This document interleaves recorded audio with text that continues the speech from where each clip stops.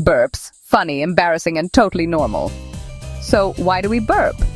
Well, it starts with swallowing air. Yep, every time you eat, drink, or talk, you gulp down some air. This air gets trapped in your stomach, but your body's like, nope, not having that. So it pushes the air back up and out through your mouth. But wait, there's more.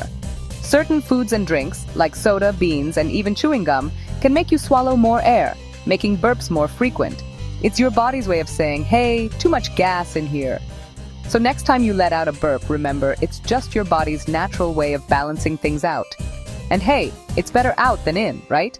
Stay curious and keep burping, scientifically, of course.